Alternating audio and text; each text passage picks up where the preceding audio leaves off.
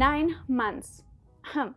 That's how long it will take you from pollination to berry harvest to successfully germinated seedlings.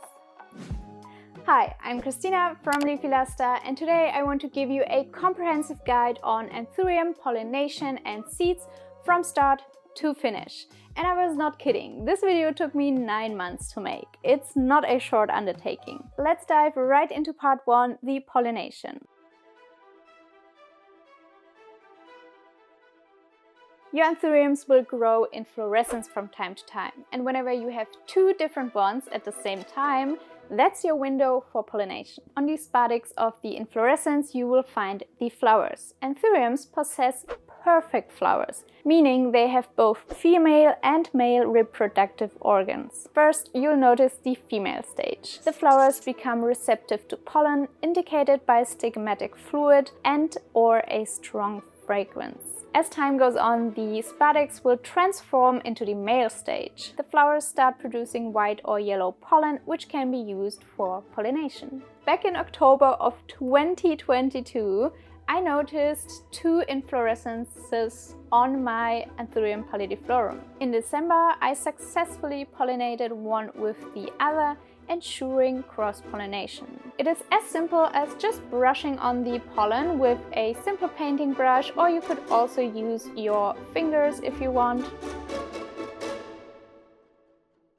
A little tip on the side: if you only have one inflorescence at a time, you can try to freeze the pollen. Just collect it and put it into tin foil. Then whenever you have another receptive spadix, you can try to pollinate it with the frozen pollen. I just don't know how long it really survives in the freezer. Might be a few months, might be longer, might be shorter. I really don't know. Now here comes the interesting part. This might sound simple, but it's actually not. Timing is crucial, and not all anthuriums can be hybridized with each other. Sometimes when you try to cross 2 different kinds of anthuriums, they might produce sterile or non-viable seeds. If you are curious about the details of that, I highly recommend reading this dissertation by Richard Douglas Sheffer from 1974. He has done extensive research on anthurium hybrids and their compatibility. It's linked down in the description box. Plus, he can explain way better than I ever could. Now all we have to do is wait. But wait, not only that, we also have to pray for the spadix to survive. Because at this point we have only 2 options. Number 1, the spadix turns into male stage, produces pollen, and afterwards dies off. Pollination unsuccessful. The second option is the spadix turning green, swelling up a little bit and surviving. So this means your pollination was most probably successful. Roughly by December I was able to pollinate my anthurium, and beginning of February the receiving spadix was still alive, nice and green, and I could already tell it was a little bumpy. Now I documented the whole life cycle of the spadix and the berries, so please enjoy. In March the berries were already much more prominent and visible, and I was for sure that the pollination was successful. In April I could see that almost all of the spadix was covered in berries, which was really exciting because sometimes you only get a few successfully pollinated flowers. At this point I was almost worried, because if all of the berries had at least 1, if not 2 seeds in them, I would have hundreds of seedlings. End of April was the first time I noticed some color on the berries. So they were starting to get red, and I had no idea prior how they would even look. By May, all of the berries were colored light red, and they started to elongate and grow bigger. By the end of the month, the berries had a dark red color, and I saw significant size differences between them. So I thought maybe the smaller berries wouldn't bear any seeds in them. Since everything was really firm still, I just left it to ripen up. So now we're moving on to June, and this is where the color intensified even more, and I was starting to see a few ripe berries. So I think it is officially time for part 2.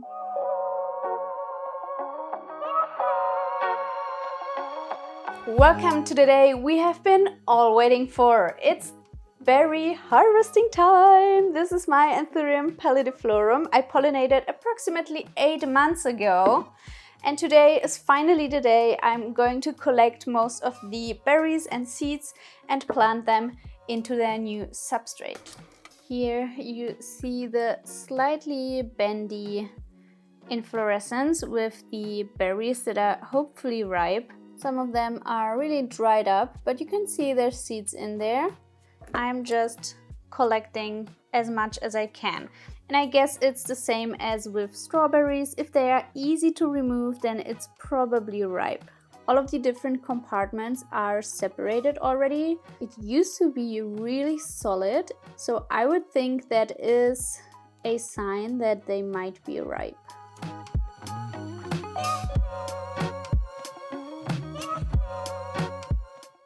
Ta-da!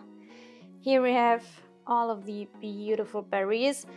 There is still quite some stuff on there. They're just not as ripe yet, so I'm going to leave them a little while longer. Now for the tedious part. It's pretty easy. Just take a berry and press it on one end, and then 2 little seeds will pop out at the end.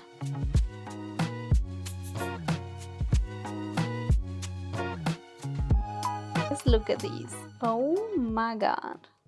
This was so freaking tedious, and I also got some berry juice into my eyes like multiple times. I hope it's not like ultra toxic or something.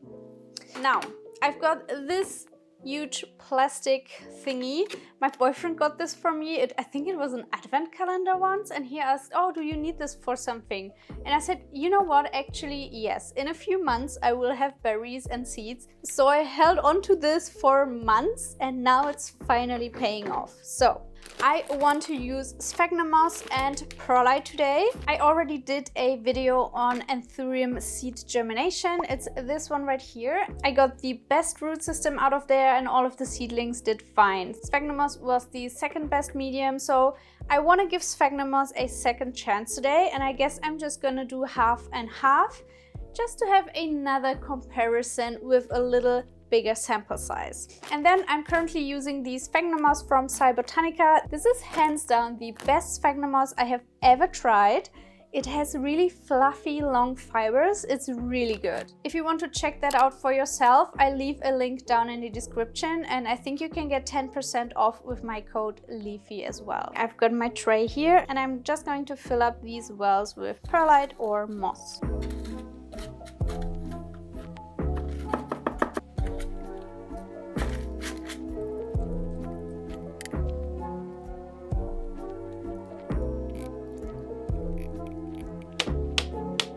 Now for the other half, look at this goodness. Oh, it's so freaking fluffy and bright. And I think the owner told me it is also ethically sourced. So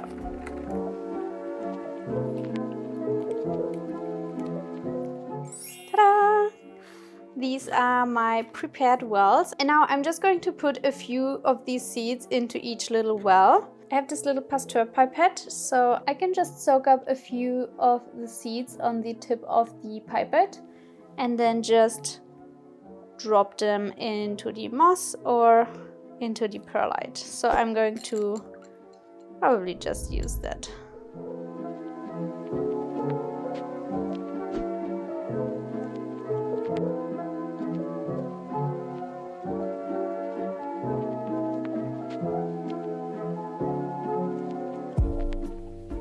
Guys, this is it. These will be all of my new little Anthurium Pallidiflorum babies. I'm so excited, and I still can't get it because there's so much more on the plant. I don't know where I'm going to put all of these. The key is to really keep everything nice and moist all of the time. I can either put some cling film on top, put this in one of my prop boxes, or maybe this will be enough to keep the humidity in. I'll try like this and I'll keep you up to date. I'll see you guys soon for the next update.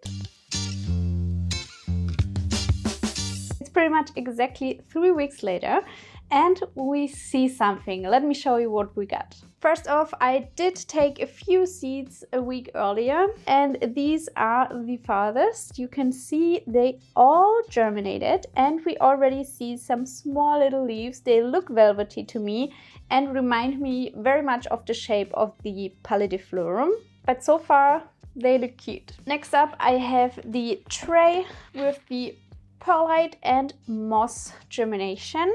Now here we already see a few leaves emerging, a lot of roots going, and it looks like almost all of the seeds germinated, at least most of them. I'm really relieved because it was my biggest fear that somehow the seeds wouldn't be viable. What's also interesting, the sphagnum moss from Cybertanica is starting to regrow. It's all green and alive, which is kind of fun. And this is not algae, you can really see it growing. That's so cool. So after 3 weeks, you can expect at least roots and some little leaves growing on your seedlings. And then lastly, I have just this Tupperware with some more seeds. These were the last one I harvested. I think it was the same week. And we also see roots, little tiny baby leaves, and they all pretty much seem to be growing really well. Welcome to the final update. Now, most of the seedlings are already getting their second leaf, and I think overall the whole process went super smooth. Like this time, sphagnum moss won the race by far. We've got way bigger leaves, and I think the roots are comparable. And I'm still a little overwhelmed with the sheer amount of seedlings that I am inevitably going to have. Although today I had someone come over and we swapped some seedlings for another plant, so some of them are already gone. The rest I think I want to grow out and then sell in my shop gradually. If you want some more detailed information about seed germination specifically, then I highly recommend this video next, where I got a full guide on seed germination. I sowed some Forgetii hybrid seeds that I got from a friend and documented the whole process as well. With that said, I will see you next time. Until then, enjoy your plants and goodbye! You can click it now. See you soon!